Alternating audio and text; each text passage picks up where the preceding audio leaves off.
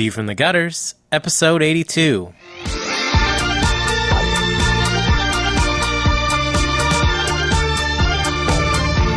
Welcome to View from the Gutters, the comic book podcast where each episode we discuss a collected edition, trade paperback, or graphic novel, and then recommend and vote on the book for the next episode. Warning: the discussion portion of this show has massive spoilers for that book. On this episode, we discuss The Fuse, Volume 1, The Russia Shift, and to skip ahead to the recommendation section, skip to 104.51. So, welcome to View from the Gutters, episode 82. Where we don't want your number. We don't want to give you a call. I'm Tobiah Panchin. I'm Andrew Chard. I'm Joe Preddy.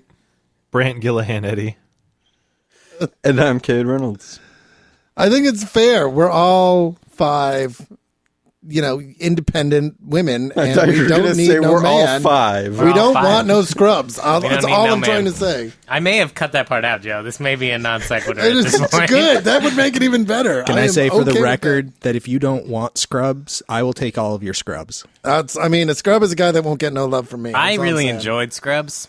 I thought it was a fine Well, program. Wait, up until are the they very talking end. about that scrubs? Because I love I don't- that. No, Scrubs. I just meant like bushes. After Oh, all that those Jake are did shrubs. for him. I You thought- mean like, I thought you meant like doctor uniforms. Well, like scrub land. Yeah, there's I thought. scrub land. That's what I was talking about. Like But I don't think they're ever colloquially The Magic the referred Gathering to cards as that's worth a lot of scrubs. money. tumbleweeds. Yeah, I'll If you have take any those. tumbleweeds, I'll take those off your hands. Okay. Yeah. I'll take your doctor's uniforms. Male to buy a Only if they're not tumbleweed. used, because I... Definitely if they're used. Okay. Well, they're Send all all used. tumbleweed I mean, they launder pictures to those. Yeah, okay, Tobiah fine. at View from the Unlaundered. Gutters. Yeah. So we talked about The Fuse, which I... Well, we haven't we talked haven't about it yet. yet. That's that going was to the happen. podcast. We just talked about it. I See cut you the next whole week. podcast out. Wow. That On was the the recommendations. fastest podcast I've ever been a part of. Well, we do things well here. We don't. Actually, We don't. we are talking about The Fuse We this are. week. Yes, I used the wrong tense. And I recommended it, so I guess I should begin the conversation. Joe, you're making me tense. I Go ahead, Shard. I'm sorry. I know. I'm done. That was it. I recommended it. This fine. What did you guys think of it? I would like to hear your thoughts.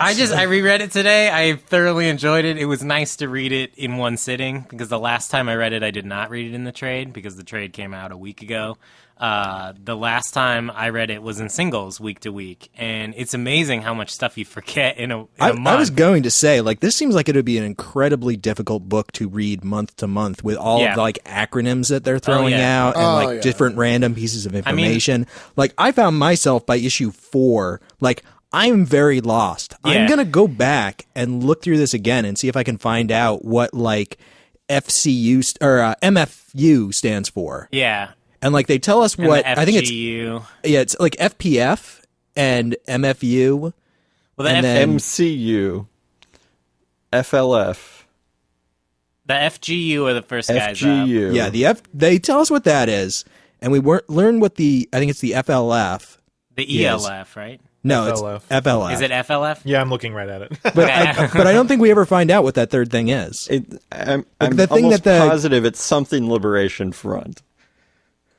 It's something the they tell Fuse us. Liberation Front, probably? Yeah, That something could like be that. it. Well, because I thought it was ELF, Earth Liberation Front, which I think is from a different sci-fi story. Yeah. So, That sounds Gundam Wing or No, something? that's a real group. Well, They were like radical anarchist environmentalists back in the 70s.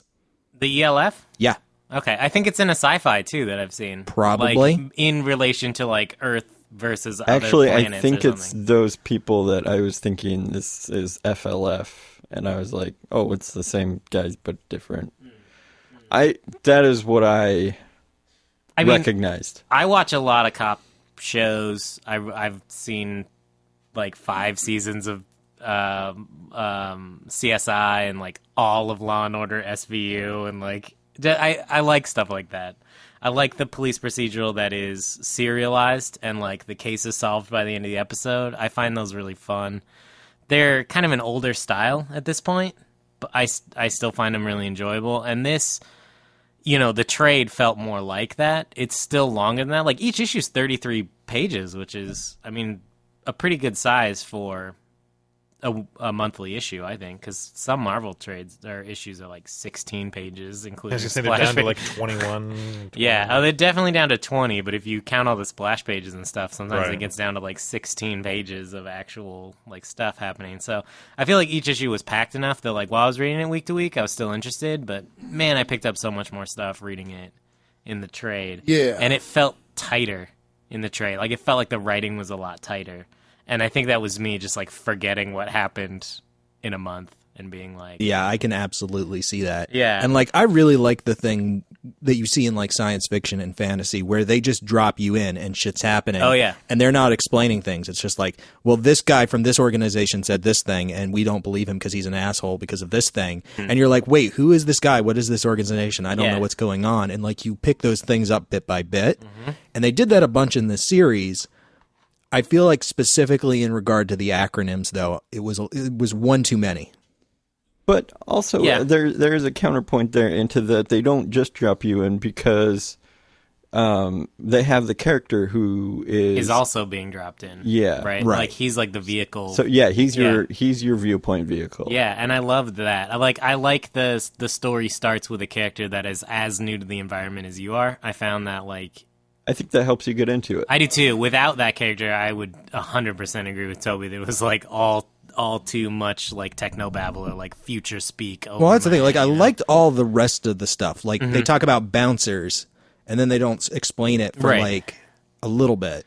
a couple issues. It was just the only time that I thought it was too much was with the acronyms. All the other times, Yeah. I thought it was just fine. And there were actually some things that I noticed that I feel like were elements of that they didn't even explicitly call out. Like the fact that so many people on the station seem to have abnormally pale skin that is never acknowledged or addressed in any way. Specifically, And like I was wondering throughout the entire thing, like, is this just a style thing with the art, or are they supposed to be like way too pale? I want to say that it is alluded to in an oblique way, in which I think the main character Ralph, he says, or somebody says something to somebody else about where they're from. It's very oblique, and like I can't remember it exactly. And my iPad was dying, so But I think it would fit in with the whole race riot thing like that happens. Well, I think that also like the FGU, like they've been in space for a super long time. Like who knows how much actual sunlight they get, right? Especially the cablers and you know guys who work inside. Like the older police detective whose name I can never remember. The Klem. Russian, Klem. Yeah. who I found to be a really interesting character. No, And I think- I really like her. I mean, I read this knowing nothing about it other than like a little blurb I had read online just to kind of see what issues I needed to read. Yeah, you didn't get to hear the pitch because you were I not didn't. on the episode. And, with something like this, I actually prefer it because it keeps me from getting any kind of preconceived notion about what I'm going to get. I really enjoyed this. I love police procedurals done as in a graphic format because I think the format really lends itself to it well because you're allowed, like, because it is a visual medium, it allows the storyteller to give you as much as they want to and without giving you any more, and not kind of, and be a little bit more telling, where you read the story and you go back and you look through and you see all these little things maybe, or like dialogue will have different meaning in the context of the panel. And so I think that's really, I really like to see police procedurals in this format. Yeah. And I thought it's a really cool idea. I agree that like I think it nails the sci-fi aspect. And as far as like, this would not have been nearly, if they had spent an issue or two explaining what was going on, that would have killed the story. Like you can't just stop in the middle of your story and be like, years ago. No, it's all the case drives everything. Yeah. It's like the investigation is what every panel leads to furthering that investigation. Yeah, absolutely. It's dialogue between the coroner and one of the detectives, or the detectives and their chief, or they're interviewing a suspect, or they're crawling through the duck space to like find clues. There's no wasted space in this story. I feel like agree. every panel feels important, and sometimes even though it's 33 pages and like 6 issues for a trade, which is a lot of space, like sometimes I feel like there's even not enough space. Like some of the panels, the dialogue will. Like I would have loved like an extra panel to like see that transition between like her getting mad and then her leaving the room. But in the panel, they happen at the same time, you know, because they were condensing them into the same space. So, well, and these like, it's impressive for how many pages it is, how fast it reads. I mean, just you're thrown into the situation, and the situation progresses, and I think that's really good. I think nothing kills a good police procedural faster than dilly-dally, than just here's some, you know, like, there's a lot of conceits that go along with it, and I don't like that. I think that the story should be carried along by its own momentum. So, and I also like to see, and what I hope they continue to do, is let the world be defined through the cases. Like, tell us about this world you've built, but tell us about it while you're telling us the stories you want to tell. But we learned a lot about the politics in this via the case. Yeah, there's not a whole lot of telling in this book. It's an awful lot of showing. And it's even in the little stuff like when he tells Klem where he's staying, and she's like, oh, anything below level 20 is like, get out of there. Yeah. And they don't explain why. Yeah. They don't tell you, like, what you should look out for other than that, like, hey, it's a shitty area. Yeah. At one point, she's like, leave your door unlocked and see how much faith you have in humanity. Yeah. I like that. Like, throughout the story, like, they do it that way. Like, they're showing you through the things that people are talking about and the way that they refer to things and interact with each other, and they're not stopping you and going, like, here's a narration box explaining the history of the station and why this particular area is economically depressed. Mm-hmm. Yeah. Yeah, I'm with Joe. Like, it would be cool, you know, you want to learn about, like, how the station functions. You have, like, a case that involves, like, engineers on the station. Yeah, exactly. And, like, while they're talking about their job, you're like, oh, I'm learning about what's going on. I love that it used to be, they're watching scenes of, like, the FLF, and they're saying, like, oh, we should bring the station back to what it was intended to be. And the police captain's like, it was supposed to be a power station, you idiot. And, like, that's how you learn why it's called the Fuse and, like, what it was originally built for. And I thought that was such a cool scene that is kind of a throwaway. But, like, it worked really well. It took me a long time to realize that it didn't look like a fuse like a TNT fuse, like something that you would light, like a firecracker. It looks like an electrical fuse. Yeah. Like, it took me the longest time to realize that. And not like when I first heard it, I thought of the fuse box in your car where you take it out as like these little blade things, but it's like the actual electrical fuses that they put at the ends of wires. Yeah, for like the windshield wipers and stuff. Mine are in like the passenger seat wheel well. Cylindrical fuses. Yeah. Well, when I was a kid, we had this like really old fuse box, and there were actually 2 different kinds of fuses. There were the kind of like bar ones with the glass in the middle. Like, that's what the fuse looks like. Yeah. Then there were also like circular ones that screwed in almost like a light bulb. And then Cade's talking about the blade ones, which are like, they're like 2 prongs, one on each side, and they're flat and long, and you like stick them in. But but for like the first part of the comic, I was like, this does not look like it doesn't look like a fuse like you would light. Like, I thought it looked like a strand of wire or something like that. Nah. And it was only towards the end that they like showed it from the right angle, and I was like, oh, I see it now. Yeah. Which is probably just me being stupid. It was. I think I did. I got it right away, but only because the only fuses I ever deal with are the like round glass fuses. So I just like forgot that there were other kinds. I don't know why. So what did you think about the brand? Or what do you think about the book? What did you think about the brand, Kate? You have not talked about it yet, or I have not heard you say much. All right. There were things I liked about it. There were things that on the way over here, I was thinking about this notion of kind of like a 2.5-star movie, or like a 3-star movie. Out of 5 or out of? Yeah. Well, what was the 10. Ebert scale? Was that a 4? It was just Yeah. No, well, they were just thumbs up. Well, that was You're Siskel thinking... and No, Ebert. I'm thinking about... Yeah, that's Siskel and Ebert. I'm thinking about Ebert's actual reviews. Yeah. I think it was out of Chicago 4. Tribune. I think it was out of 4. So like 2.5 to 3 on that scale. So there were things I really liked about it. There were things that I thought didn't work as well as I wished they would have. And I read it fast, and there's also the issue that I'm bouncing around. Because I know this is going to keep going, I'm interested in continuing it. Whereas if it was a self-encapsulated story, I think I would actually be more disappointed. Yeah. Because I wonder, one of the things that I noticed was that the things that bothered me the most happened in the beginning. And either I kind of overcame them as just a general point of reading it, or I think the team maybe got some of their act together a little bit. Because I found, like what you were talking about with Chard with the paneling, Yeah. I felt was more of a problem in the first couple of issues I than agree. the last 4, where there were a couple of distinct moments. Like I think with the first time they're in the morgue, and yeah, she's mad, and Right. they're supposed to like be doing kind of like a double take thing at a statement she made, and it's all happening in 2 panels, and it really should happen in like 5. Yeah. To like really kind of emphasize all that stuff. And so I was like, that doesn't really work for me. I think the other big thing that stuck out to me is that based on the dialogue in the very beginning, I think there's an intention that some of the miscommunication that happens between the characters, or not the miscommunication, but some of the there's inferences in the dialogue about tone and how things are said. And I think part of it has to do with the fact that like what's his name? The point of view character. Ralph.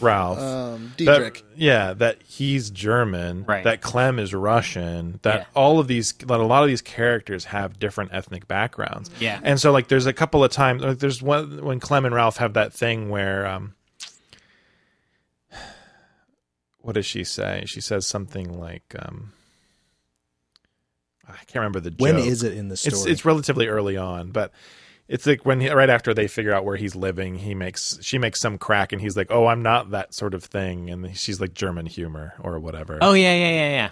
Oh, it's when they go into the morgue. Yeah. Oh, I can't remember the line. I can't remember the line either, but yeah, he responds. Yeah, with and so kind it's of a like I joke. almost felt like that this is the one problem with the visual format, was that if I knew that they were all talking in accents, which normally when it's lettered on a comics page, I mean, different people have different tricks. A lot of the time it's to like vowelize the words in a way that the accent might sound, but that looks kind of chintzy sometimes, or seems kind of almost weirdly racist.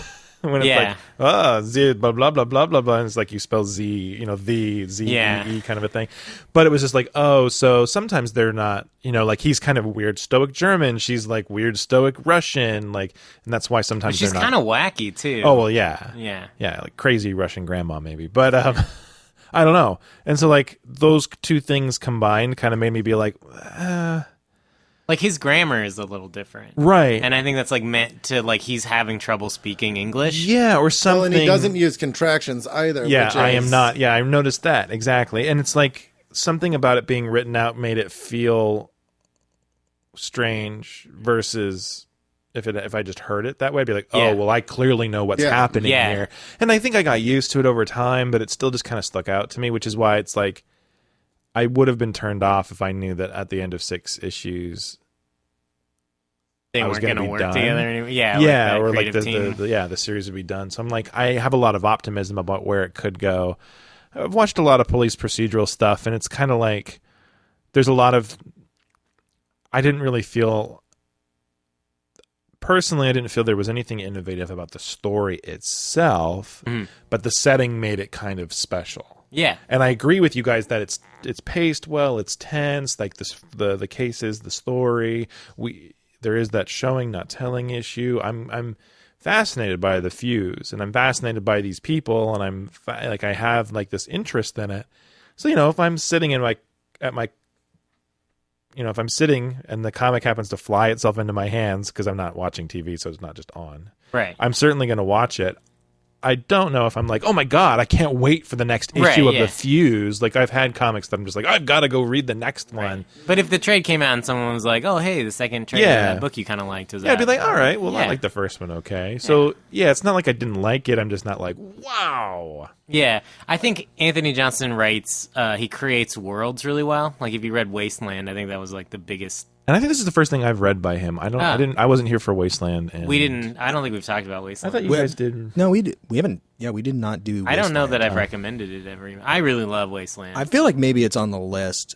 I might have recommended it a long time ago. I don't think I've read anything by him either. I actually ended up adding a lot of his books to my wish list after reading this, because he did Wasteland, Umbral. Umbral's great. And then there was another one. And Umbral's on my list of things to read. That's what he did. I mean, like, they're all, I think, really good because he's built interesting worlds. Like, Wasteland is, like, this post-apocalyptic, super religious, like, very, like, controlling, political-bodied atmosphere at the beginning of that story, and then it's like these wanderer comes in and fucks everything up, and then Umbral's like this society that fears magic, and he creates these cool like settings. And I was gonna say, like, I was really engaged in the setting of the Fuse. The story didn't engage me. Like, I really didn't find myself super caring about that, and I'm just gonna get right out in front of that and say I just don't care for detective fiction that much. Like, it doesn't really super interest me. And on that level, I was like, okay, all this stuff is happening. There's a murder. Who did it? Oh, it was this person. No, actually, it was this person. Like, I didn't find that super engaging, but I liked the setting, and I thought that it was really well written, and so I really appreciated it on that level. Yeah.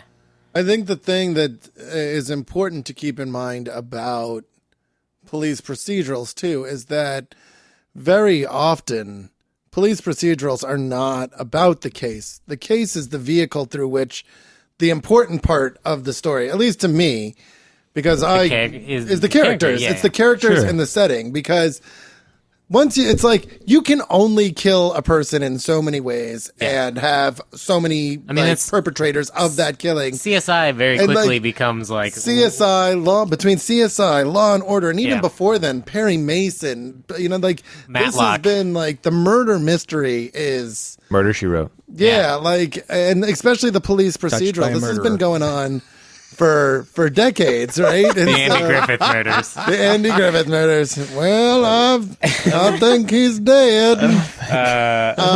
And so, for me, it really becomes... Castle is a great example of this. Right. Castle has never shown me an original... Like, I'm watching it, and halfway through every episode, I'm like, oh, there's the bad guy right there. You just let him go. It's very formulaic in the cases become formulaic. Sometimes they throw, like, a cool one in there. Like, you watch it for Nathan Fillion. And at that point, it becomes strictly about the execution of the work. Absolutely. How good are the actors? How well do they play off of each other? How compelling is the setting? Like, how snappy is the dialogue? Yeah. And on that level, I feel like this comic is successful, at least for the most part. I think I would agree with Brandt. I would give it like 3 stars out of 4. Like, it's not the best thing ever. It's not the wittiest dialogue, but it's good at what it does, and I feel like it's getting better over time. Yeah, and I think that if you're looking for like police procedurals in comics, it's like almost none exist. So I think as far as the problems I have in police procedurals are the loose cannon cop. Yeah. Or the tropes. The cop the heavy tropes. Exactly. Like these heavy-handed tropes. He's an like, independent cop who don't need no partner. Yeah, right? And like the switcheroos, right? No where the character is like hard-nosed, and at the end you realize, oh, it's due to some sudden trauma in their past, and now they're over it. And it's like, no, like, if you're going to give me a hard-nosed character, make that character hard-nosed. There doesn't need to be a reason why. Or give them an amusing child or animal to redeem them and melt their heart. Yeah, like, fuck that. I'm not interested in... character redemption can happen in any one of a number of ways, and that's what strikes me the most about this, and what makes me more interested to read the following, is that it seems like these characters are who they are. Like, there's not going to be any kind of like, oh, I've softened now that I've seen it. No, it's like, fuck no. I've been doing this job for 20 plus years, and I don't give up. Like, I am clearing cases. Yeah. I'm going to find the fucking bad guy, and I don't give a fuck who it is, and I like that. Yeah. Well, and, you know, I think it's... So I've got like 4 intersecting thoughts. Sorry, I'm trying to parse them out. It's been a long day. Let's see. The first one that came to mind is that I hope something that came up last week when Chard made the recommendation was kind of an uncertainty about whether or not these main characters will continue to be the focal point characters. Right. At this point, given the way I feel about the story and everything, I hope they are, because I think that's where the strength is.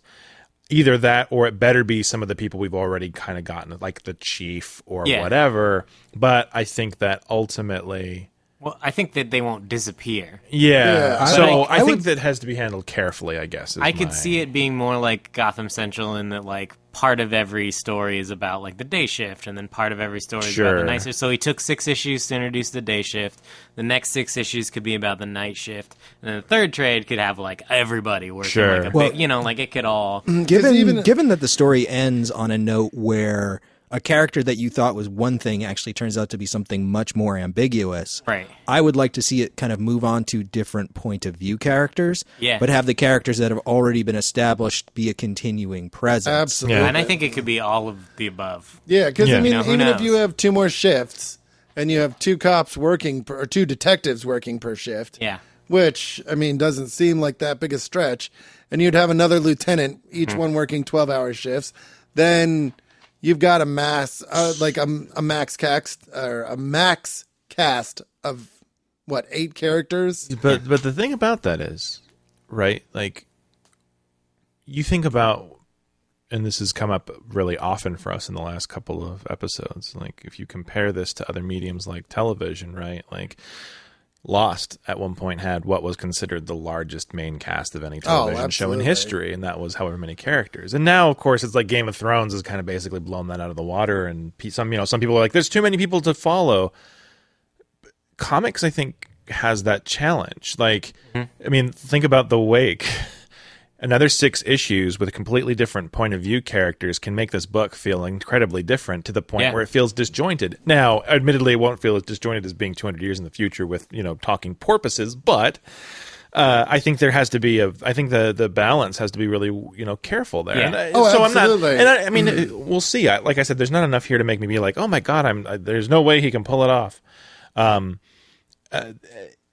I think it's hard because I think that there are tropes that you want to trot out when you're writing any kind of story as almost like proving your bona fides, right? Like, oh, I know this genre. I know what the tropes are. Yeah. So, like when Klem and why can I not remember his name? Dietrich. Jeez, man, what is my problem? German names, jeez. So when they meet, he's like, I didn't expect to meet somebody who was so old they're going to retire. I didn't expect to meet somebody who could be in high school. It's like, yeah, okay, great. Yeah.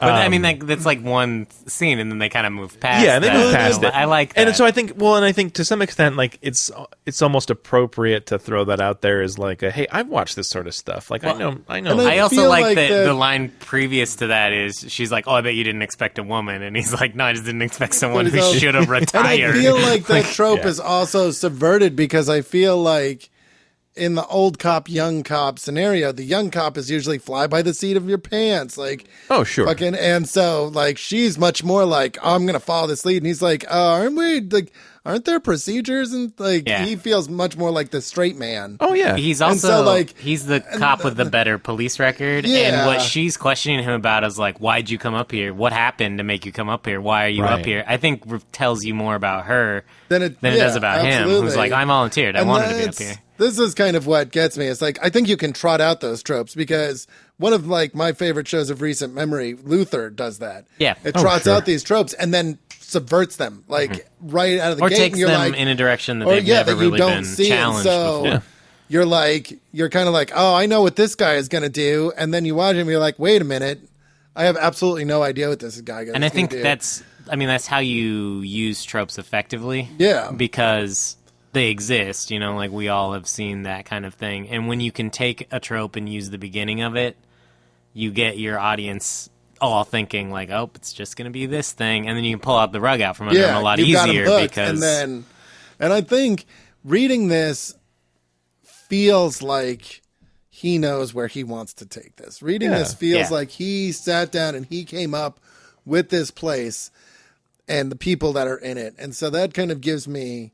Well, and he shows, I was impressed by the number of little, how do I want to phrase this, kind of bigger ideas inserted as little conversations. Like when they're first looking into the videotaping of the locker where the drop is, Dietrich I remembered. Makes an offhand comment. If we were in Europe, there'd be video cameras everywhere. I could get my footage whenever I wanted. And Clem's just like, and you think that's a good thing? Yeah. And like, it doesn't get brought up again. It's not really investigated. He doesn't defend his point of view. It's just like how do you feel about mass surveillance? Moving on. Yeah. And there are a few moments of that kind of stuff where absolutely.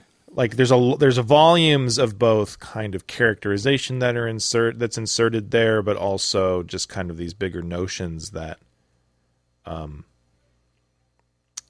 think is the good mark of the science fiction portion of this setting, because sci-fi is often kind of pointed at, especially amongst its higher minded creators, as being about motivating and thinking about these kinds of ways that technology and society are shifted through technology and alternate living arrangements and stuff. That's what good sci-fi is supposed to explore. So I feel like he's kind of also putting a good foot forward in that kind of genre setting by having a lot of that stuff. I mean, there's poli-sci stuff there too. I mean, that's a very present conversation too. But yeah. So I guess what I'm trying to say is I agree. Like, I think he did a lot of work to think about the setting, but also is trying to be honest to all of the different types of stories he's combining together to make this book, which is, I think, in of itself a hard thing. I was thinking about Warren Ellis, actually, and how, depending on the length of the book, I would either love or hate this if it was a Warren Ellis book, because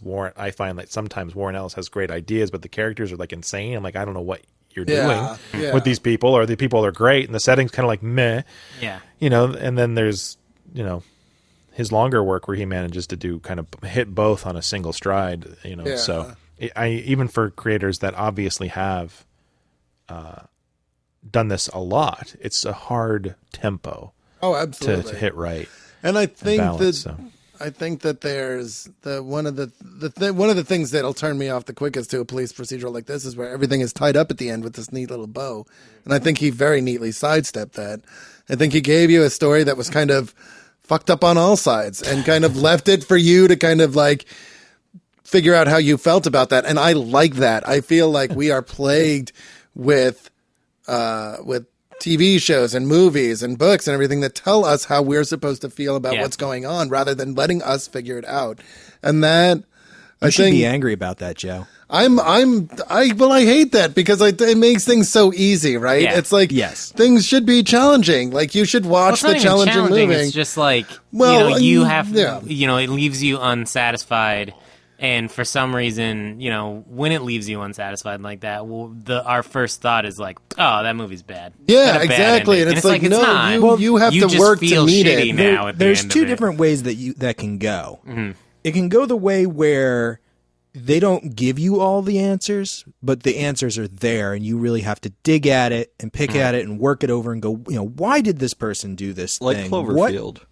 What's the meaning behind this? How do these things that don't seem to add up all add up? What do you have to infer?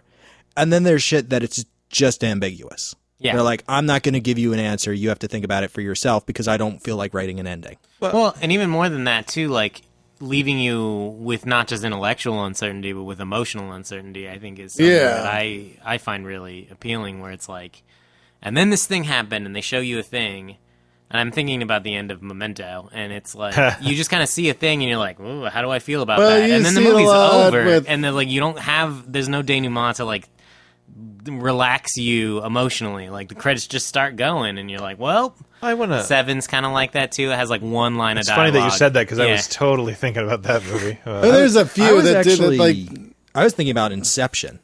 Like, that's a movie that ends ambiguously, right? But not emotionally ambiguously. No, but just in terms of like, there is no way to pick at that where you have a definitive answer that you can have for yourself. It's just, well, maybe it's this thing or maybe it's that thing, right? Well, I think there are people who would disagree with you on that, but I mean, that's a whole other conversation. Wrong, Tobiah. I think that there is deal with that. If the internet thinks you're right, you're doing something wrong. I think that you could argue for alternative endings via the dialogue said in the movie. I think that there are possible alternate. Like, there is not one true answer to that. But I mean, I think specifically you could make arguments for it, but to steer the conversation in a more on the productive. nose. Yeah, more productive. But what I'm talking about is like emotional emotionally. uncertainty is exactly what I'm talking about. Where you're portrayed, De Sica did it, and like Umberto D in The Bicycle Thief, where you've watched this movie and. Wow. I mean, there's no. Did you really just drop The Bicycle Thief in the middle I of did. the No, I totally did. Every day, it's our favorite movie. But I mean, Saw it when I was 8. because Can't it's the stop most watching apparent it. one to my mind. There are more recent movies. Everybody's seen a movie that doesn't have a happy ending. Everybody's seen at least one movie that ended in a way that made you feel kind of crappy. And like that's what I'm talking about. It's like you have to sort that out for yourself. You don't always. The happy ending kills thought processes because you don't think beyond that. I disagree. See, here's the thing. I think it's all about balance and moderation. I think we need stories that challenge us, that make us think more. But quite frankly, at the end of the day, you cannot sit here and tell me that the end of Die Hard or the end of Ghostbusters are bad because they resolve themselves in a pretty little bow. Yes. I mean, sure, you could be like, oh, but all those people have to deal with the ramifications of the top of that building exploding. And he's hugging his wife, but do they stay together, Brand? When does it work out? When everything is a happy ending. I think that the basic argument that Joe is making is that The Empire Strikes Back has a better ending than Return of the Jedi. I did not say that, nor will I ever say that. But I agree.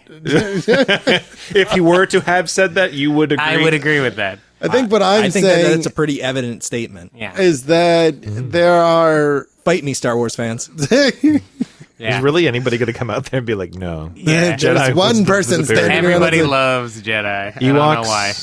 I don't get it. I think that it's important for you. I think what happens when every movie or every comic book or whatever has a happy ending is it removes from you the choice to like understand why things make you feel. But it's not, to me, it's not the happy ending or the sad ending. It's the ending that talks you down off of your emotional, and that's what I mean. Gut punch, right? So, absolutely. Whether something happy happens or sad happens, there are times in which the resolution of the story can take that emotional punch away from you and be like, now you don't have to feel that thing anymore because we kind of talked you off the edge. How about the easy ending?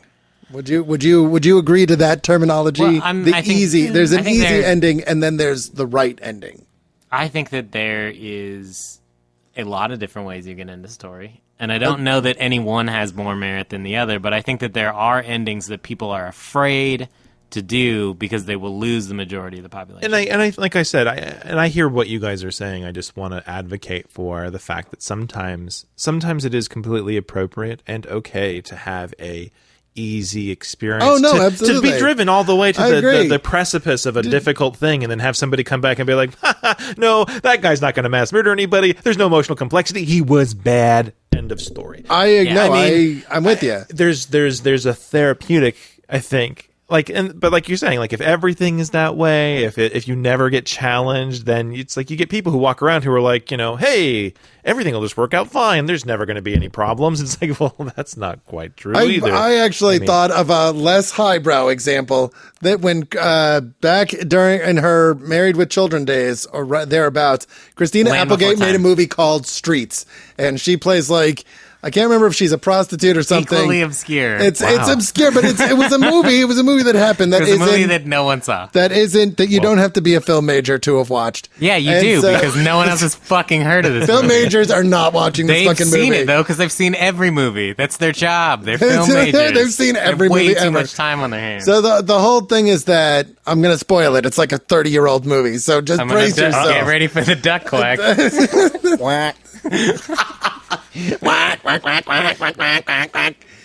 The ending of the movie, I remember watching it. I won't spoil what the ending is, all right? Oh, thank you. I won't spoil what the ending of this 30-year-old movie that you'll probably never find. Or no one ever just has lost seen half or... our audience. Half our audience. Who just want to hear a duck quacking. I wasn't here last week. They missed me, okay? They didn't. They all wrote in and were like, oh my God, a show without Joe. Things got said. Thoughts were finished. Other people were allowed to talk. Excuse me. You just interrupted me for the 8th time. You're the one making this take so long. Tell me about Streets, Joe. Yeah, tell me about this. The ending, there's... Christina Ricci. And, Applegate. Christina Applegate. I don't think Christina Christ. Ricci was alive. 30 years ago? Yeah, she was. Yeah, she was a baby. Yeah, that's alive. Okay, she's alive. Get to your point. I mean, please. the point is that I remember watching it, And I remember at the end, it ends, and my brother and my sister were both younger than me. We're both very upset by the ending. And I think it was the first time I'd ever seen a movie that didn't have a happy ending. I would think I was in like my early teens, where I was like, no, it had to be that way. And I tried desperately to explain to them why this movie couldn't have a happy ending, and they just weren't fucking having it. But that always stuck, and that's why I remember that fucking movie, because it was the first time. It is an otherwise forgettable movie, but it was the first time I realized that certain stories have to end in a certain way, because otherwise, to give that movie a happy ending would have been unsatisfying. It would have been false. And that's what I'm trying to get to. It's like, you have to have Bruce Willis hugging his wife at the end of Die Hard, because that's what he's fucking fighting for, right? Like, I mean, that's what makes that movie great. But it would have been like, it's like AI, right? Like, you watch that movie and which ended 3 fucking times. But it has a happy ending, and you're like, wait, why? That doesn't fit the movie. It should have. And then if it had the Kubrick ending on it, it probably wouldn't have. Would it be fair to say that a movie ending should be satisfying? Whether it's happy or not, you should feel that the ending occurs logically from all the things that have come before it. Like you said, AI, like, it doesn't make sense for that movie to end happily. Yeah. Because that's not what that movie's about. That's not where it came from. Yeah, I think that there can be a strong argument made for that. However, like we say on many episodes, like, I mean, you're meant to break the rules sometimes, right? Yeah. And, like, I think that's what the mark of, like, a really talented author or creator is where they're like, they know where they can take the story, and then they know where they can, like, bend and break the rules. So I have a question that I want to ask Joe, and this is probably apropos of nothing. Does Dante die at the end of Clerks? In the original ending, he does, yeah. But they made a Clerks 2, and he was in it.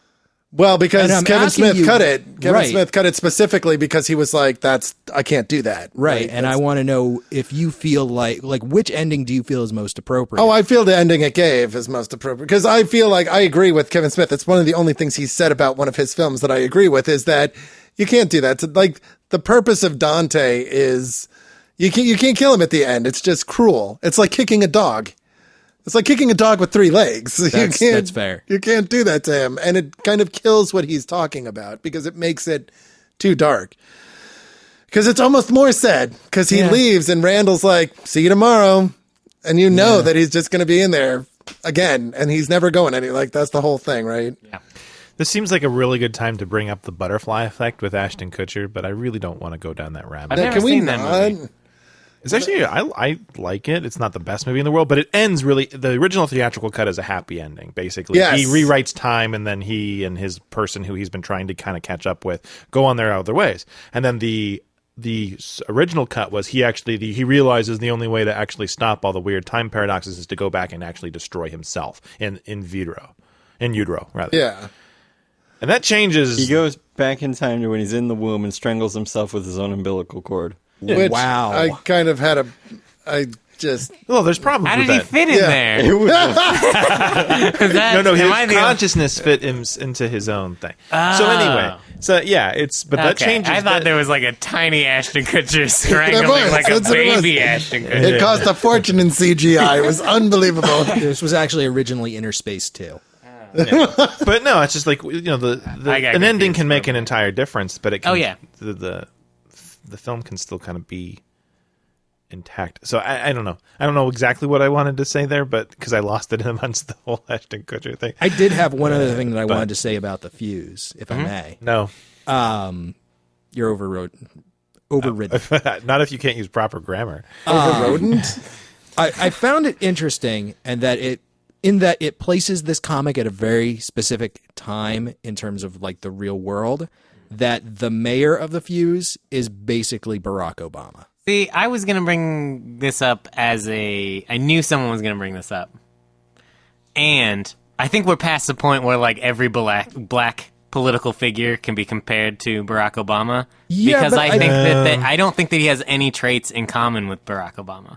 I was looking for them this time. I was like, is he a Barack Obama analogy? A young, black, charismatic politician who had to be sort fair, of a lower class upbringing. To be fair, Barack Obama did not have a very lower class upbringing. He did have a single mom, but they weren't in like a similar to the Rodney King riots. Like he was not in that environment. Yes, and that is true. Also, all politicians are charismatic. That's why they're politicians, or that's why they're successful politicians. Like an uncharismatic politician, like is usually, especially in America.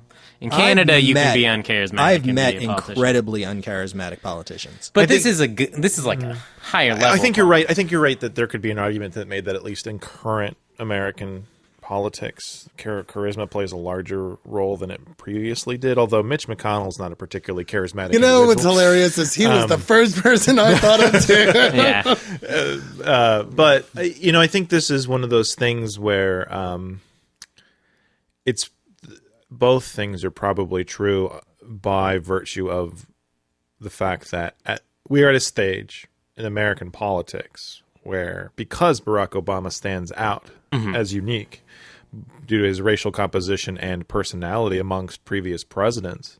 Well, the president in 24, though, that really happened. That was real. I've never seen 24. Oh, yeah. There's like a political theory that like because the president in 24, which was a really popular show, was played by a black actor, that like paved the way for a lot of Americans to be like okay with that. This is actually something that I want to talk. In the West Wing, Martin Sheen was president, and he didn't get elected.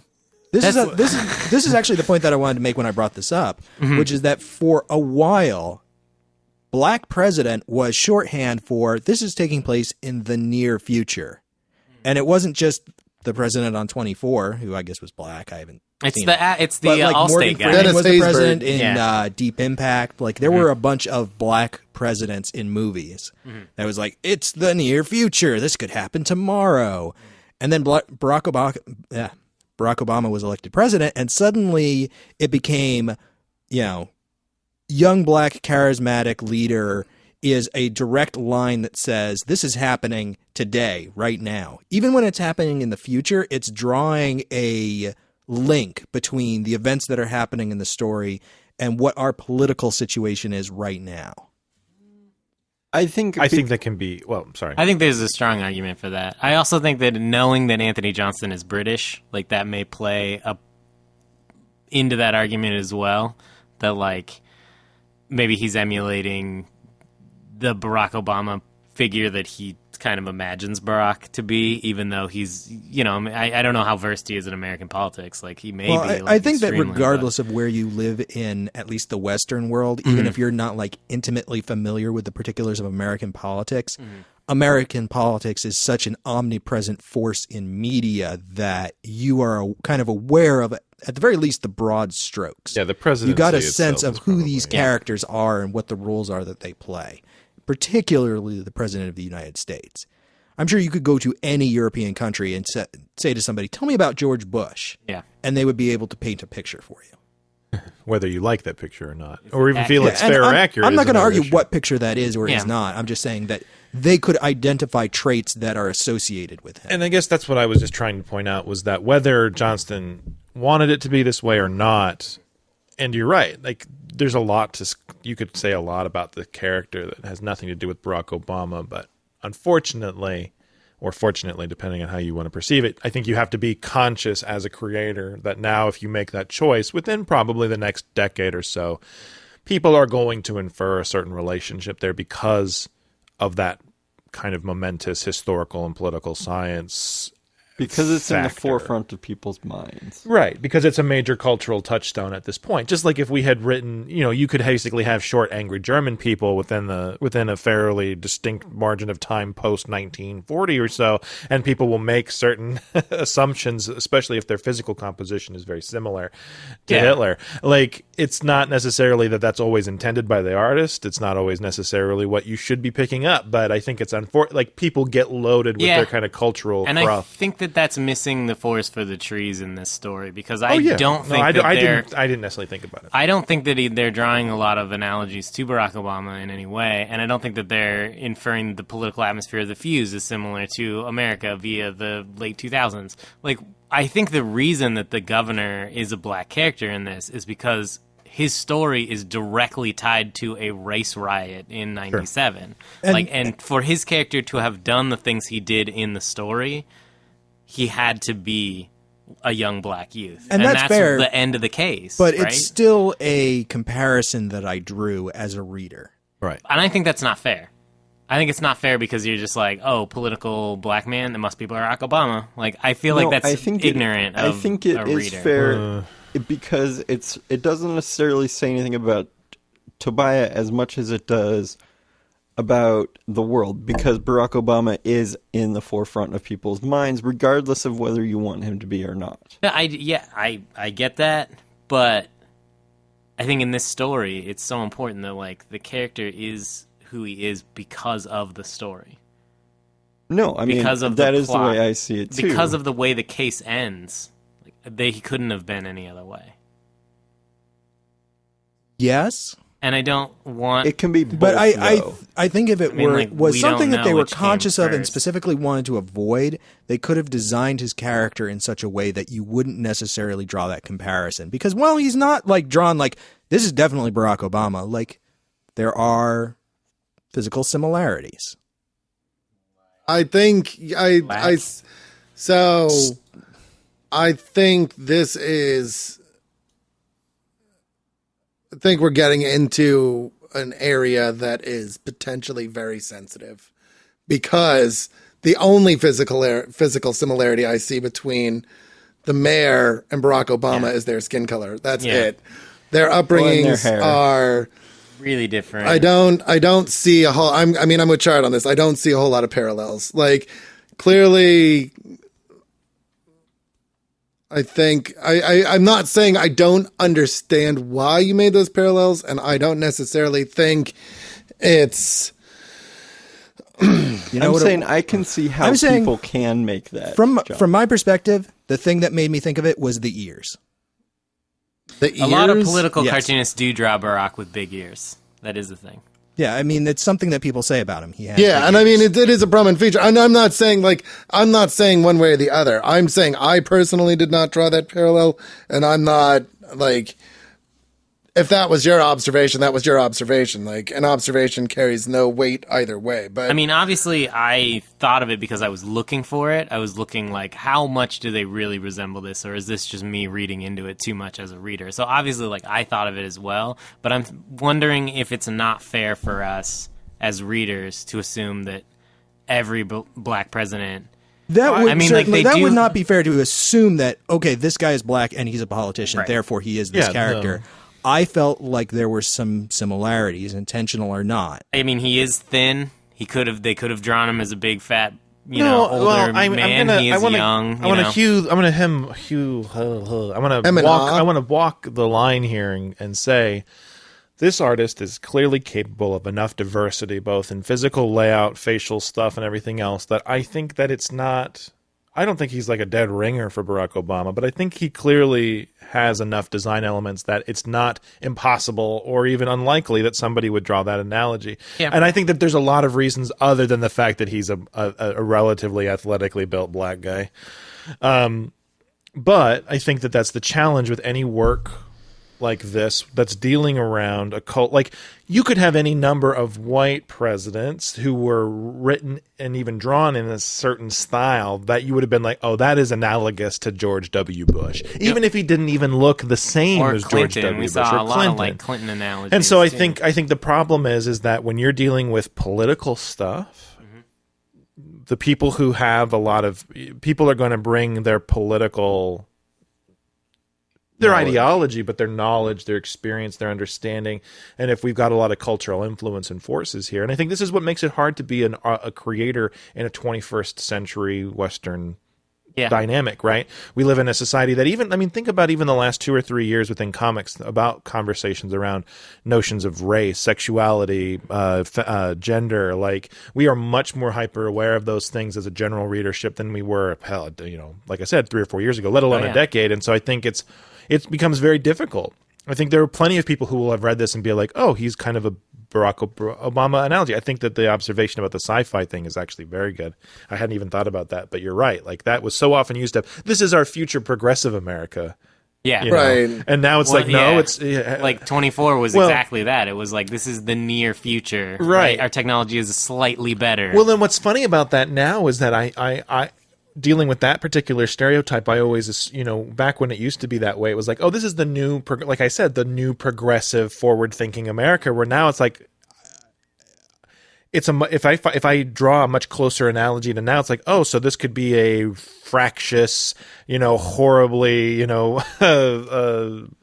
divided, really frustrating political landscape, rather than this kind of like, oh, it's so much better. We even let, an African-American man be president. It's like now it could be a shorthand for a much more tempestuous time, because that's the political weight we're bearing right now in our reality. Right. The way that you can tell that it's the near future now is that the president is either Latino or female or both. Just FYI. What about an Asian lady with a samurai sword? What about that? Would be probably even robot. More indicative of just. What about a tiger? Probably the tide of. Wait, a tiger president? Yeah. Okay. Nobody would fuck with us if a tiger was far-flung future in that case. Well, tigers aren't native to the United States, so maybe we're being taken over by some other locale. Any tiger you don't have to be like native.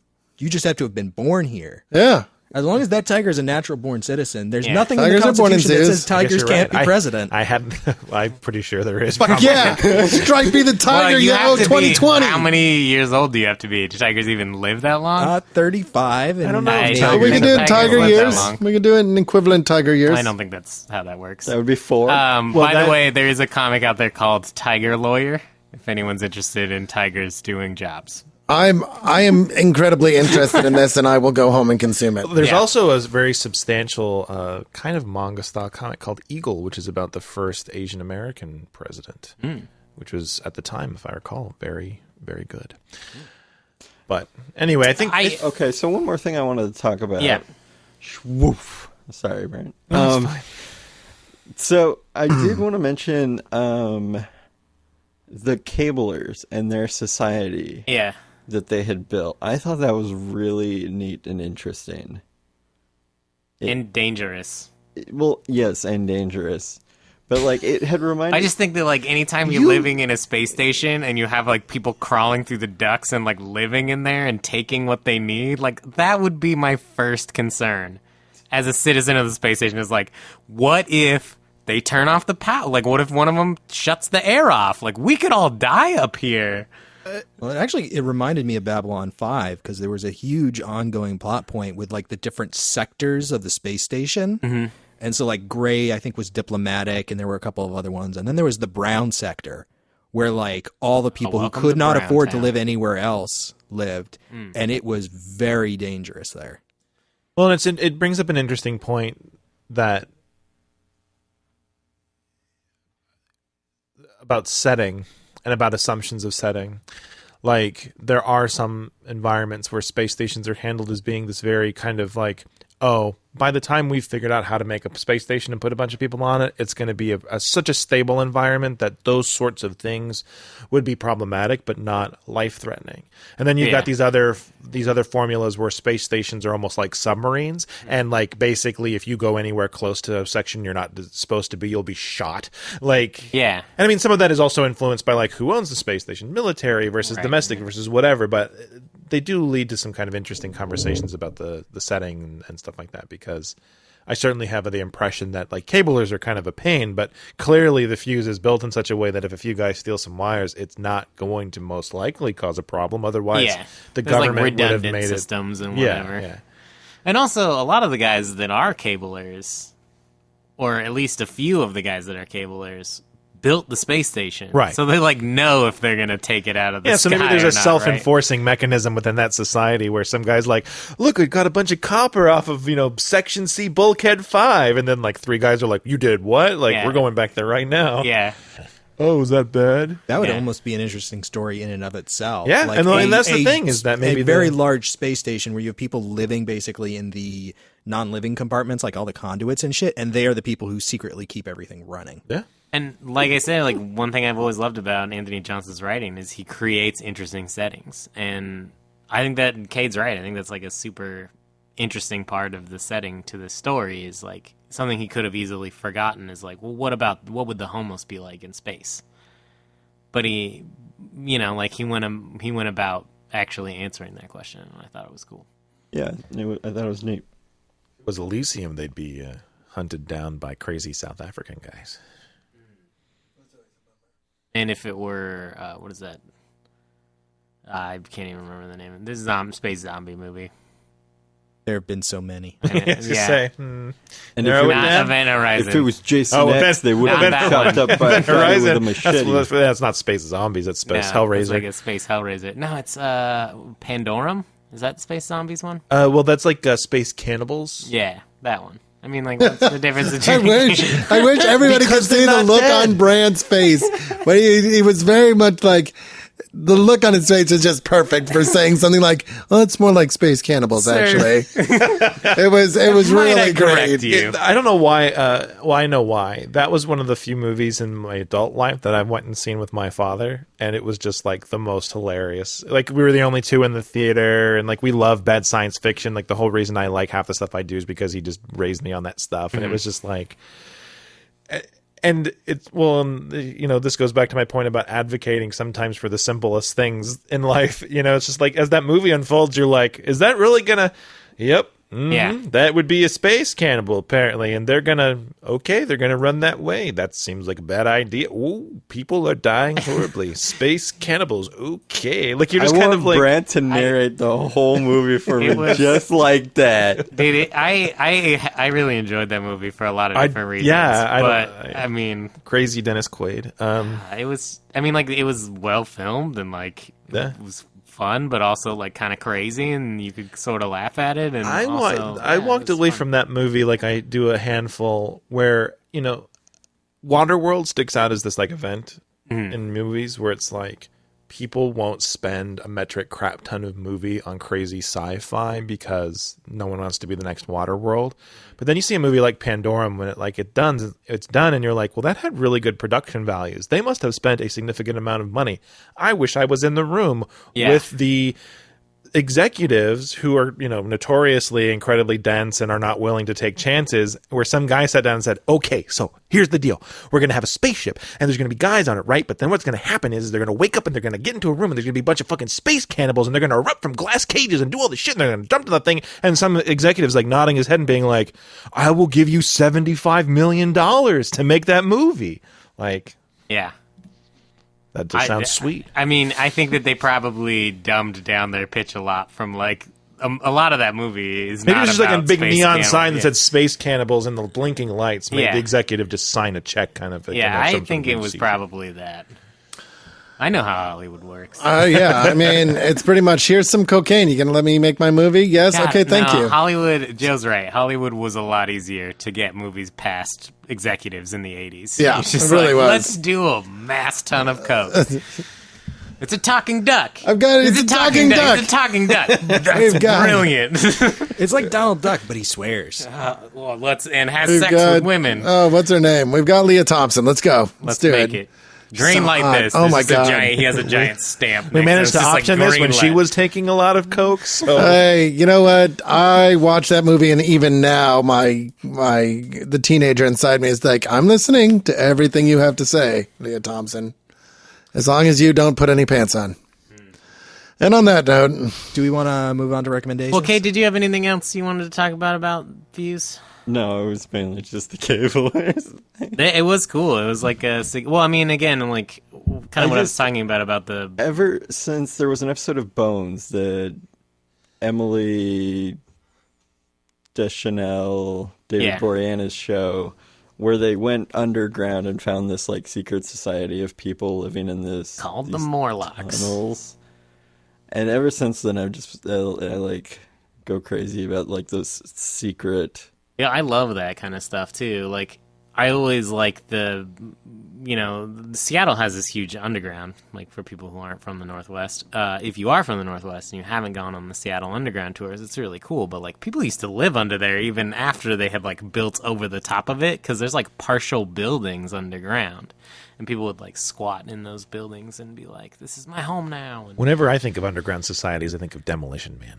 That's exactly what I was thinking of. Whenever I think of underground societies, I think of the song "Down Down to Goblin Town" from the Hobbit cartoon. Oh yeah, that's a rad song. I love that movie. I don't like it very much. Really? The Hobbit? Oh man, Rankin Bass, man. I really like it. I'm a fickle person when it comes to my animation. You are indeed. So I just love when he shows up with Glam during the faux hammer and like all the cool sound effects it makes, and it's like flashing blue lights on the screen, giving you epilepsy as a child. No mushrooms or LSD were consumed in the making of this motion picture. Oh god, it was great. it's the 1970s. They're on mescaline And Quaaludes. Quaalude. There were some good songs in that movie. Oh, all the songs were Yeah, awesome. that's in what that movie. Bilbo Baggins hates was a great song in that one. Yeah. This is good. Go watch it, everybody. skip Peter Jackson's Hobbit. Just watch the animated movie 16 times, and it's the same length. Take a chaser of Googling Leonard Nimoy, Bilbo Baggins before you watch. If you can make it through like all 6 minutes of The Greatest Adventure, which is actually one of the early songs in that cartoon. Adventure. Yeah, if you can It's make it that. through that, you will appreciate the entire rest of the movie, because that is the worst part. Anyway, recommendations. Yes. Before this I don't drags on remember into the yet word. another I don't segue. remember Yeah. the words, but- So, this year, 75th anniversary of Batman. Batman. What? Yeah, you didn't know? I didn't know. Oh my God! Yes, it's called the me and told 75th me. anniversary of Batman this year. Sweet. Since the actual anniversary was like back in April. That means we missed the 75th anniversary of Slam Bradley, God damn it. and I'm really sad for By a us. few years. By a few years. So. But in Let's any all case, pour a drink out for Slam Bradley. here And- on View from the Gutters, September is Bat Month. Yeah. And we're going to do a bunch of Batman-related stuff. We've got our Stephanie Brown Long run. that's going to be coming up in a few weeks. End of this month, yeah, probably. Yeah, end of the month. Is that the special project you guys have been? No, the special project is on temporary hiatus because we haven't been able to find a time to record, but Well, they're hopefully still it'll be coming working out on soon. it, though. We're working Like, on it. It's just we're going to get a lot in the can before we start to release it because that's how we feel like doing stuff around here. because so. there are a million scheduling problems. So, Anyway, it'll be it's released a doozy. more towards when it's actually done, Yeah. but which is nice for you guys. this week we have all agreed to bring Batman books We did. Yes. for our recommendations. So we are definitely How are you going going to pull that off with your Batman year of something. image? Well, I get to take a hiatus. Or did I bring Spawn? Oh God. I didn't bring Spawn. Oh, I was my going to God. say. I was looking. I was like, if actually he going to says say. Spawn versus Batman, I'm going to vomit. And I'm going to Well, there's a him. Savage Dragon. There is a Savage crossover. Dragon crossover. There's a couple others There too. are- Crazy There's a commando guy, Deathstrike or Death Blow.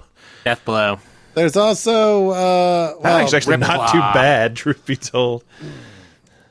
Yeah, there are some. I could have done that. You should have. I chose not to. I mean, you That's would good. obviously never have gotten the book past the recommendation phase, but you should have stayed true to your principles, Chard. I could have. no.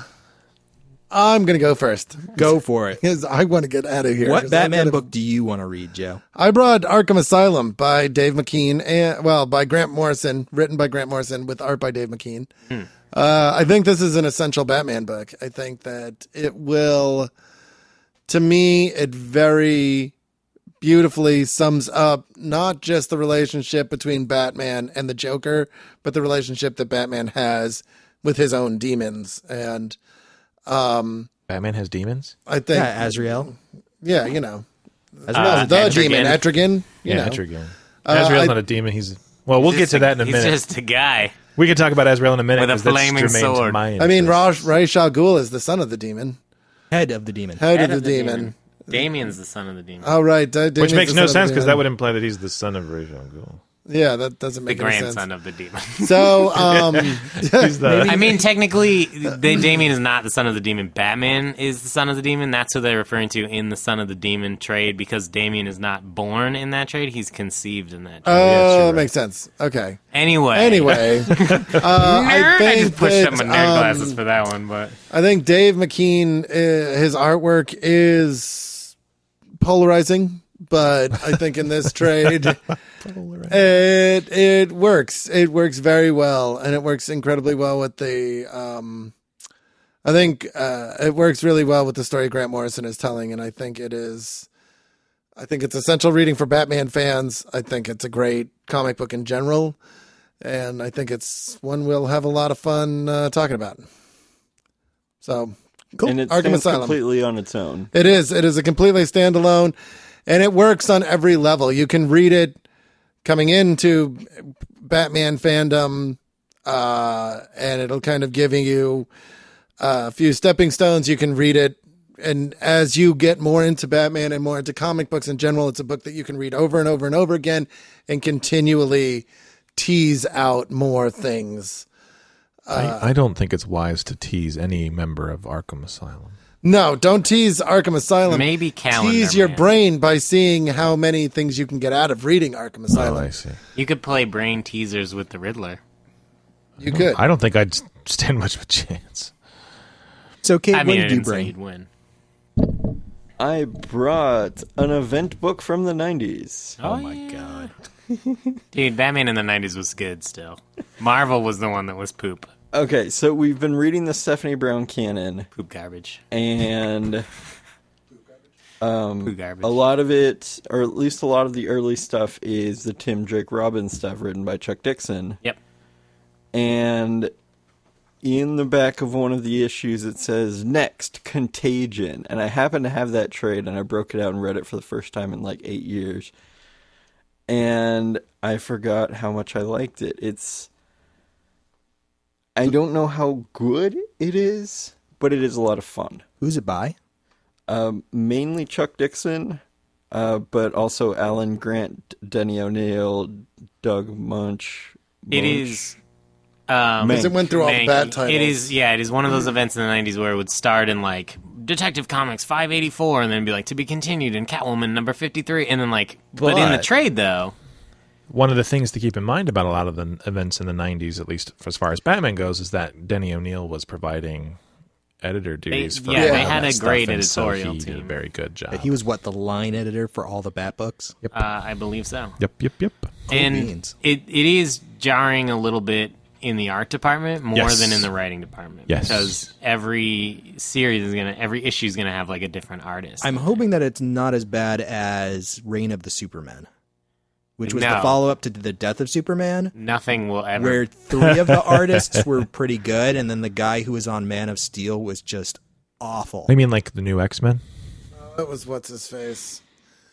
It was Carl Kessel, wasn't it? I am astounded that you remember How do that you- if you're right. If you're wrong, I don't care. He was either writing it or drawing it. I'm pretty sure he was. Well, because Dan Jurgens was doing action back then. Yeah. And you would go from like Jurgens' incredibly clean line work to like Kessel's Man of Steel. And it was like, whoa, what the fuck just happened to my brain? That does happen in some of the Batman events Yeah. in the 90s. Yeah, there but- is 1 or 2 issues of this where the art is really jarring because it's completely different from everything else. But So, the in- story is really cool. Yeah. Just to break it down a little bit, what happens is there's like a secret cult that has unleashed this virus. Not necessarily a secret cult either, but it's okay. So it's Possibly mainly a secret. it's mainly a Batman and Robin book. Yeah. But it has like Azrael and Catwoman and yeah. the Huntress, and a bunch of members of the quote unquote unofficial Bat family. But basically, a disease comes to Gotham, and it's up to Batman and Robin to put an end to it. Yeah. To figure it out. And so, like, the other members of the team are off, like, investigating while, like, Batman and Robin Yeah. are saving citizens and and all hell breaks loose. Yeah. And it's just a fun Batman there's, like, riots story. in the city and stuff. And it sets up a lot of the political atmosphere for what will happen in Cataclysm and No Man's Land, which both come after this story. Awesome. So, Cool. it's pretty fun. Brant? So I used to be a big Batman the Animated Series fan. That was actually how I got into Batman, other than the movie. Michael Keaton rocks. But my first experience with Batman comics was Knightfall, which, was kind of like the event, dun dun dun. And it's very substantial. Were I to recommend all of it, too much, in fact. But it's broken into 3 parts. Knightfall is the first, and I thought that would be a great one. I think it's also essential Batman reading. It is kind of one of those arcs that is kind of fundamentally referred to and understood now in Bat canon. And it stands out in my mind for kind of helping to establish, in a certain sense, the notion of the Bat family in a more concretized way, based on what I had read before. Like, Robin had always been around, and there had been other people, but, like, this notion of passing on the mantle to someone who isn't Dick or Tim. The Catwoman kind of steps up to the plate, and the events that escalate afterwards. Like, I don't know, it just felt like a very formative thing for me. But I also was a lot younger then, and I think there's a lot of interesting things to talk about, both about what it meant at the time and what it says about Batman and blah blah blah blah blah blah. So this was early 90s, late 80s. Knightfall, I think, was 94. Yeah, it was. Okay. It was right around the time that the Robin series started, the one that we're reading. Well, because I remember as a kid, there's like a very distinct scene in my head that I was like trying to figure out what it meant, because you would just go to like Fred Meyer and pick up random issues of comics, and I loved Tim Drake's Robin, and so I would like pick up a random issue, and it's probably like issue like 5 or 6 or something, where like Robin's running out of the Batcave, and he's like, "I don't need you anymore. We're not whatever." And there's like Azrael in his like metal Batman suit. Yeah, it's like, and I was like, crazy. "Is that a robot Batman?" Like, I had no idea as a kid like what any of that was happening. The one thing that I really want to look at rereading Knightfall, if we do end up picking it, and I'll probably go back and read it at some point anyway, is I have this very distinct memory of at one point Tim Drake showing up in John Paul Valley's apartment, and basically being like, "We're going to go on patrol together," and like, he's testing you, blah blah blah. And I remember at the time that Tim Drake was drawn in a way that he looked like he was in his late teens, which I didn't read any Batman comics for a really long time after that. I kind of fell out of comics for a while, and then once I got back into college, I picked it back up. And I remember being so confused about whether or not that was actually Tim Drake or Dick Grayson in Knightfall, because he was drawn so much older than he was in other places, but it was Tim. But I'm just like, I don't get what the hell is going on here. It was just a strange thing that was always stuck in my head. Tim, if I'm not mistaken, was Robin, even when he was first Robin, he was in high school. Yeah. So he was just like he was drawn younger than that. Yeah. Than Dick. So Knightfall, April 93. Yeah. Okay. So quick question, because this just occurred to me today as I've been reading all the Robin issues for our Stephanie Brown long run. In Batman the Animated Series, it's Dick Grayson who's Robin, but he's wearing Tim Drake's Robin outfit. Yeah. It is. They redesigned the costume in the comics first, I believe. Yeah. And then in the animated series, they chose to use that instead of like the pixie boots and manties. Which is a lot better. I agree. But I had never realized before, like, the timing of those two things. It is Dick Grayson because when Tim Drake comes around in the 4th season, he wears the red costume. Right. And Dick is Nightwing. So, with the sweet mullet. Yeah, I didn't read Bat books in the 90s, so it never occurred to me that the time that Batman the Animated Series was happening was the same time that Tim Drake was being Robin. Yep. Yeah. Because Nightwing existed in the comics since, like, the late 70s. Yeah. One thing I really do like, one of my favorite, probably my absolute favorite thing about the New 52, if I had to mark it down to, like, what's your favorite thing, was Batman and Robin Annual number 2. They did a flashback to Dick Grayson being the first Robin, but they drew him in a very similar to Tim Drake costume. They were like modernizing his origin because it's the New 52. Like, it's a different origin now. And I loved that Dick Grayson story so much as Dick Grayson as Robin that I wanted to see more of that. And it's something that the New 52 like never gave us. But it was cool to see him kind of wearing a costume that was like sort of Tim Drake-ish and sort of Batman the Animated Series. Like they kind of were like melding those two timelines, like the comic timeline and the animated series timeline, which is sweet. It was a great costume redesign. Whoever did the art on that was sweet. Awesome. Yeah. So for my book, we actually mentioned it early on in the show. I did. I brought Gotham Central by Greg Rucka, Ed Brubaker, and Michael Lark. And you're immediately disqualified because it's not actually a Batman book. See, Batman is in this book. I thought about bringing it, and I was like, no, yeah, but you brought Arkham Asylum, Joe. Yeah, Batman's not in that book, is he? Oh, what now? But it doesn't say Batman on it. No, it doesn't, but he's the main character of the fucking book. But it's still a Bat book. It's not. Gotham City was a Gotham City, but Gotham Central. I'm just splitting hairs here. He was in but like you're two wrong, panels. and I'm right. You can still bring it. It's not a Batman book, but it's totally a Batman book. It's totally not. But go ahead, because some of us have to be up at fucking like 5 o'clock in Batwoman the on that morning. basis then? yeah. Okay. We Just would. checking. I'm just checking. Hey, I brought a Batman book. Don't get mad at me. I'm not mad at you. That was never an explicit rule. That's fine.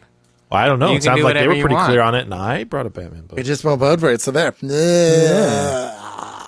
Well, fine. Okay, I'm Gotham still... Central. It's about the Gotham Police Department, and also Batman shows up for like 5 seconds. Yeah. Pitch over. It's great. Chard, what did you bring? Well, I'm on the fence because as tempted as I am to bring... Sorry, but that was the best pitch That was the best pitch ever. That was like the Toby's like, best fuck pitch you ever. guys. I'm really torn, but because I really want to bring The Long Halloween, because I don't know that I've ever recommended it before. It's my favorite Batman story, whatever. So but good. Blah, blah, blah. Everybody have knows about it. recommended We've it talked on the about it a podcast. billion times. Long Halloween, it's good. It's on like every top 5 list. I don't need to bring that book. So instead, I'm going to bring a book that I don't feel like enough people have read, and I recently talked about on an episode of another podcast, but that episode won't come out until later, so I feel like talking about it again. So I'm recommending Ed Brubaker's Catwoman Volume 1. Wait a minute. Which You're is not a fucking Batman book cheating, at all. dude. Wait a minute. Yeah. Which has also been recommended on Yeah. the show. So I'm going to but I'm target recommending- Toby and push both of you off the roof No, of this fucking I'm building. recommending the new re-release of the first volume, which includes Selina's Big Score, the trade paperback, the Slam Bradley 4-issue miniseries that Ed Brubaker wrote. So the Selina's Big Score was Darwin Cook, and then written and illustrated, and the Slam Bradley miniseries was written by Brubaker, drawn by Darwin Cook, and then the remainder, it's the first 9 issues of the Catwoman series, which were written by Brubaker, drawn by Darwin Cook. And which Catwoman series is this? This is volume 3. But I mean, like this is not the New 52 No. Catwoman series. No, Winnick, it's the Winnick one- wrote the new 52. Yeah, it's the one that this Brubaker started read. in like 2001. 2002. It was the first time she had the black, or it was like the a zip-up. leather. The zip-up leather with the goggles. She Okay. wears the purple costume for like a second, or like has the purple costume. Yeah, that she wore like all throws through it the back 90s. in the closet. Interestingly enough, that picked up after the Catwoman that ended in like 2000, which was done by Jim Ballant, who is the writer and author of a book I'm going to be talking about at some point in the future. Teaser. But the one in Cade, the Cade recommended Cataclysm, the Catwoman issues for that are Catwoman Volume 2, where she wears the purple costume, has the big perm, and like Yes. the thigh-high boots, and has a tail on her costume. The one I recommended? Yeah. No, that was the Brubaker one. Nope. The one I recommended was... No. I mean, in Cataclysm. You mean Contagion? Contagion, Oh, sorry. Contagion, In Contagion, yes. the Catwoman issues that are in there are from Volume 2 of Catwoman. Yes. So this is Volume 3. And she's got the white winter suit. Well, that's right. So hot. Catwoman in the 90s, man. Burr, burr. With that huge fucking hair. Can't handle it. Anyway, but this is the best thing about Selina's Big Score is she's not Catwoman in any of that. It's a story set in Gotham City. It's a big heist that she pulls off when she returns to Gotham City. Everybody in the world thinks the Catwoman's dead. Everyone in the world Because thinks she Selina died Kyle's at the end of the volume that... Volume 2, and everyone thinks that Selina Kyle's dead because Selina Kyle was contracted to murder Catwoman, and then they both died. And just quick wrap up. And then so I think that Selina's Big Score owes a lot more to heist movies and to like Parker the Hunter and stuff like that. Yeah. And it is a fantastic heist set in Gotham. Batman's there. Slam Bradley is the detective that's trying to track him down, and it's awesome. I love that story. If they were ever going to make a Catwoman movie, it should be of that. And that would be the perfect introduction to that character. So I love it. And the first 9 issues are great. Batman shows up in a bunch of those. So Also, Darwin Cook is an amazing artist for Fantastic. heist and crime stuff. And he changes his style. Like in the first one, it's like it's kind of muddier, but it's still Darwin Cook, but it's a little grittier. And then when he gets to the Catwoman issues, everything's like really thin line and looks like almost like animation cells, like very cartoonist Neat. in its style, and it's sweet. So what are you voting for, Joe? Well, actually, if we hadn't just read a police procedural, I would vote for GCPD because I really like that book and I think it's good. But I'm going to vote for Knightfall because I think that I have warm and I actually own it and I have warm and fuzzy memories of it. Is it collected as one trade? No, it's collected in three trades. Right. Fall, Quest, Fall, and Quest. End. But now I think they're collecting in like 5 Fall, trades. Quest, There's Fall and End. Yeah. Well, there's Knight's Quest and Knight's Nightfall, End. Night Quest, Knight's End. Yeah. But now I think they're doing more trades because they skipped stuff in the original collection of it. They left issues out. So. Right. Yeah, and even those were like phone book size. So trades. yeah, the three ones, the reading? 3-part ones that they just read, that were just released within the last few years, are complete because they have everything from Bane's origin story out. So it's all collected. How many issues is that? Well, I mean, the entire thing it's a year worth of 5 or 6 different Batman books, which is why I was only saying Nightfall. Yeah, the first like 30 issues, maybe. Yeah, it's a pretty big chunk of real estate. It's chunky. It's chunky. It is chunky, but it's manageable. What are you voting for, Cade? Knightfall. I was going to vote for Catwoman. I guess I'll vote for Contagion because I'm not going to vote for Joe because he was mean to me. I think I'm the one that was the meanest, but I'm glad to pass the buck on to Joe on that one. I'll take it. I was joking. It's still funny though to me. I was joking too because I was thinking about that one, and then I was like, no, it's not a Batman. Well, I knew you were we talked about it like over a week ago. Yeah. I was like, remember, we need to recommend Batman books soon, and you're like, oh, I know exactly what I'm bringing. I was like, oh, what is it? And you and I didn't mention at all in the 2 or 3 times we've talked about it. They're like, maybe you should bring a book that actually has Batman in it. Well, my impression was that we were doing Bat family, we are. the Batman related. Yeah, absolutely. It's like, and that's if we weren't doing Stephanie Brown, I would have pitched Batgirl, and absolutely. Batman doesn't appear once in that book. He does near the end. I'm bringing Man of Steel by Brand Azrael because maybe it's just in the Road Home tie-ins with Stephanie Brown. But that might be. He's in issues with her as Batgirl. Are we going to pitch Batman books every week? No. This is a one-time thing. And then we're going to do special episodes about Batman. Okay. So we've got the long run. We've got some. Because I almost pitched Hush because I have a special spot for Hush. If you want to bring more Batman books, feel free. This is just the one time where we're like, let's all bring one. So that way we're guaranteed to do an episode about Batman. Yeah. So what are you voting for, Jared? I suppose it doesn't really matter. But I would love. It kind of does. If you vote for Contagion, it ties it up for. I can't tie. Oh wait, has everybody voted? Yeah. Yeah, I'm always the tiebreaker. We've been doing this for like 80 issues. There's no tie though. But I'm gonna vote for Gotham Central because I do absolutely love that book, and I think everyone should read it. And even if you're not a Batman fan, no, you should read it. Check it out. It's super fun, and some of my favorite characters are redefined or defined really for the first time in that book, like Crispus Allen and Renee Montoya. Are both Crispus is a Spectre now, right? He was the Spectre for a while. Oh, right. Sorry. Don't forget, Brant. It's the new 52 now. Grandpa, keep up. I know. The new hotness is out. All right. So next week, Knightfall. Yeah. Is that the only one that's actually called Knightfall, or is it Knightfall Volume 1? Yeah. Wow. No, it's Knightfall. The second, I mean, it's the first. If you're looking for the trade, it's Knightfall Volume 1, but you will very quickly know if you're reading the wrong book because Volume 2 is called Knight's Quest, and Volume 3 is called Knight's End. Yep. Okay. So next week, Knightfall. Yes. Bane. Now you know. We out. Yeah. Thanks for listening, everybody. Bye, everybody. Bye.